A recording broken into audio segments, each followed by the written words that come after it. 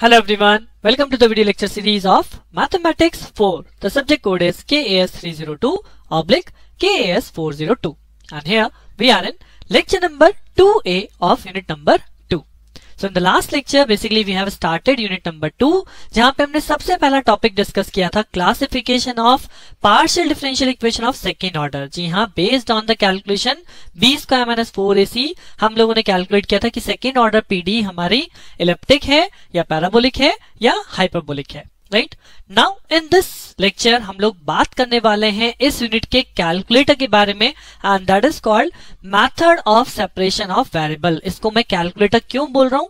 Because इस unit में हर एक क्वेश्चन के अंदर आपको यही मेथड अप्लाई करना है to find out the solution. और इस मेथड में हमें करना क्या है? We will convert basically partial differential equation into ordinary differential equation. इस मेथड के अंदर हम पीडी इक्वेशन को एक तरह से ऑर्डिनरी डिफरेंशियल इक्वेशन में कन्वर्ट करके देन उसका सॉल्यूशन फाइंड आउट करते हैं। तो मेथड के कुछ स्टेप पर्टिकुलर हैं जो आपको हर एक क्वेश्चन में लगभग रिपीट करने होते हैं, तो ये स्टेप्स एक तरह से याद हो जाते हैं। That's why I am talking about कि ये मेथड एक तरह से कैलकुलेटर है और अगर आपने इस मेथड को नहीं समझा, मेथड कॉम्प्लेक्स लगेगा क्योंकि लेंदी है, थोड़ा सा लेंदी होने की वजह से आपको कॉम्प्लेक्स लगेगा, बट समझने की कोशिश कीजिएगा बिकॉज अगर आपने नहीं समझा तो पूरी यूनिट यहीं पे आपकी खत्म हो जाएगी। Right, so be with me, समझने की कोशिश करते हैं सो दैट आपका ये यूनिट जीरो नहीं होगी and that is my guaranteed कि अगर आप मेरे साथ रहेंगे सो आप मेथड जरूर समझेंगे। Try to understand in this lecture, right? So चलिए अपना लेक्चर स्टार्ट करते हैं on this method that is called separation of variables. Now straight forward problem ही मैंने यहाँ पे ली है कि use the method of separation of variables to solve this particular given equation जो कि आपकी फर्स्ट ऑर्डर लीनियर पीडीई है because they are two variables, two derivative जो कि सेम ऑर्डर के हैं, right? And given that u is equal to x, 0 is equal to 6 e to the power minus 3x, so this is called some boundary condition जो कि हमें as a question given है और इस boundary condition का क्या use है वो हम बाद में देखेंगे। बट पहले केवल जो आपको ये इक्वेशन दी गई है इस इक्वेशन का सॉल्यूशन फाइंड आउट करना है। मींस मुझे किसकी वैल्यू कैलकुलेट करनी है? अब तक अगर आपने फर्स्ट एड पढ़ी है तो आप ये चीज जान चुके होंगे कि we have to calculate the answer of u, function value of u. और यू किसका फंक्शन है? यू फंक्शन है एक्स और टी का, बिकॉज यहाँ पे यू का डेरिवेटिव एक्स के रेस्पेक्ट में है और यू का डेरिवेटिव टी के रेस्पेक्ट में। So that means u is a function of x and t और मुझे इसी की वैल्यू कैलकुलेट करनी है कि what is the solution of this equation. But by using the method of separation of variable, तो separation of variable method क्या कहता है? सबसे पहला स्टेप है we will let कि u is equal to capital xt be the solution. u Jin functions का एक तरह से u जिन variables का function है, राइट, एक्स और टी का फंक्शन है ना, तो हमने उन्हीं के कैपिटल टर्म को capital X and T be the solution of u. So this is our first line in this method कि u be the function that is x and T be the solution where capital X जो होगा वो होगा आपका function of small x only and capital T is the function of small t only. This is a fix line, right. अब अगर यहाँ u की जगह मैं आपको z दे दूंगा and it is a function of x, y, so we will let z is equal to x and y be the solution of given equation where capital X is the function of small x only and capital Y be the function of small y only, right? So ultimately ये जो पहला step है इसके base पे यहाँ पे जो given है आपका del u by del x, we will compute this del u by del x. So del u by del x को अगर मैं कंप्यूट करूँ तो इसका मतलब है del by del x और u की वैल्यू हमने क्या लेट करी? x and t. अब अगर यहाँ हम देखें तो capital X is a function of x but capital T is only a function of small t, यानी जब मैं x के रिस्पेक्ट में डिफरेंशिएट करूंगा तो इस t का डिफरेंशिएशन जीरो हो जाएगा, राइट। सो हम यहाँ पे ये भी कह सकते हैं कि t इज बेसिकली कांस्टेंट और ये डेल ओवर डेल x इस पे काम करने वाला है x पे। अब क्योंकि del over del x x पे काम करने वाला है तो ये बन जाता है आपका ordinary derivative dx over small x, because अब x इज अ फंक्शन क्या है? x is only a function of small x और हम उसे स्मॉल x के रिस्पेक्ट में डिफरेंशिएट कर रहे हैं। That means this gives me the total differentiation.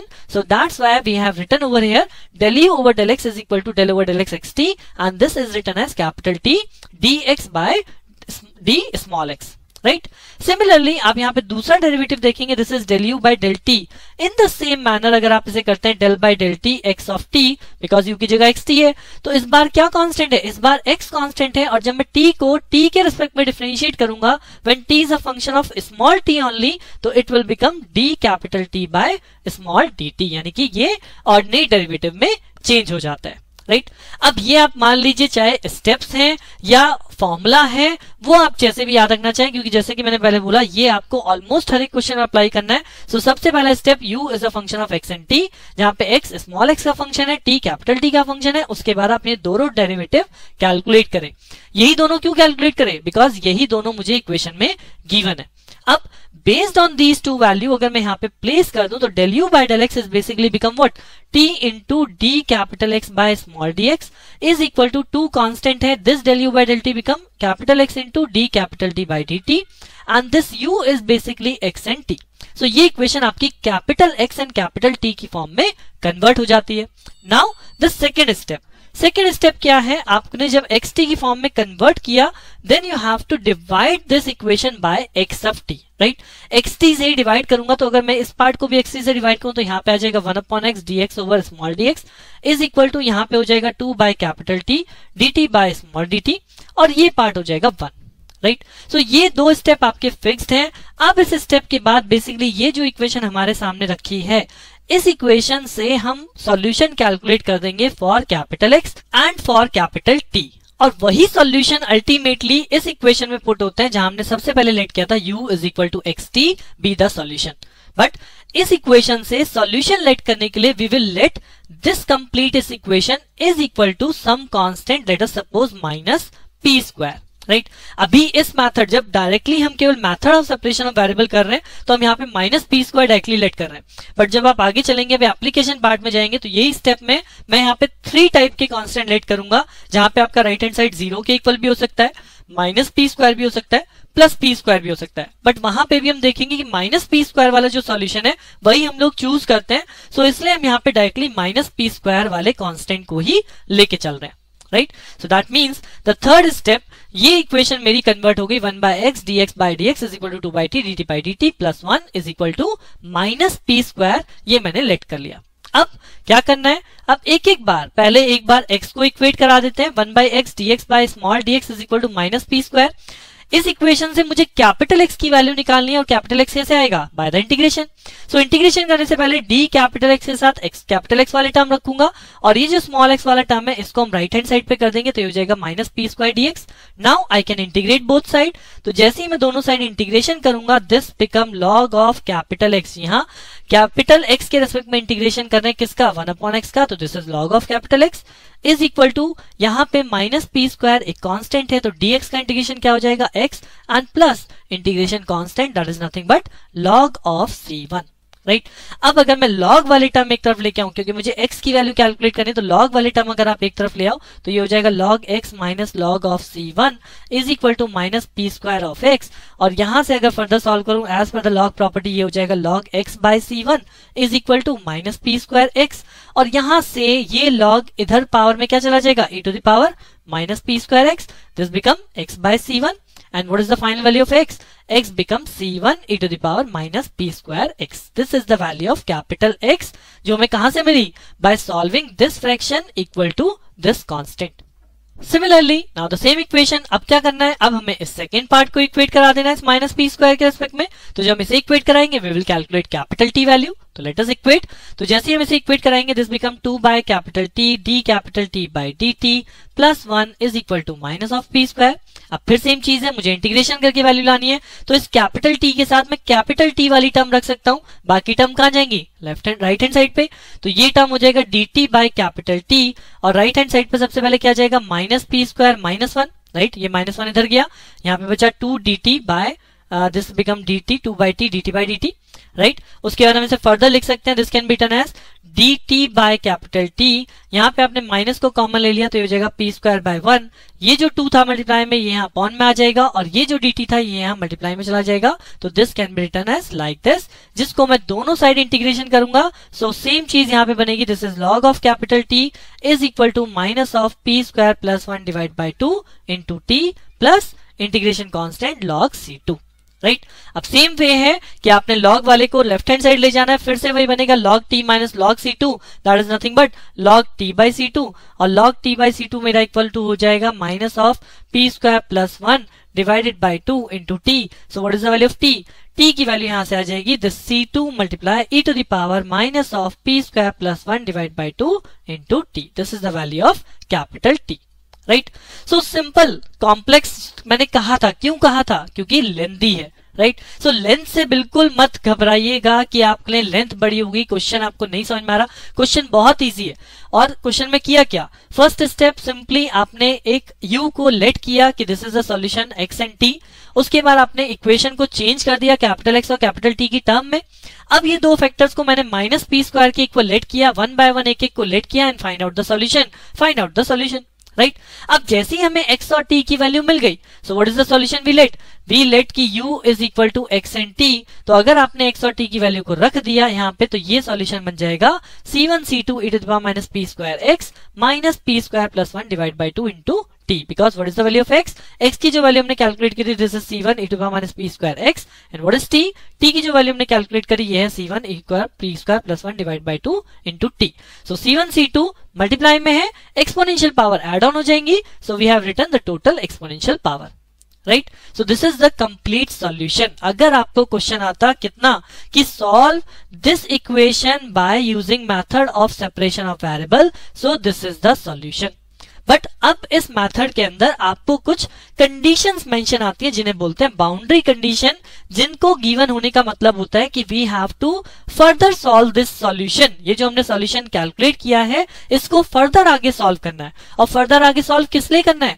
So that I will calculate the value of these constant. जो यहाँ पे कांस्टेंट गिवन है इनकी वैल्यू क्या हो सकती है जो हमें कंडीशन में गिवन है.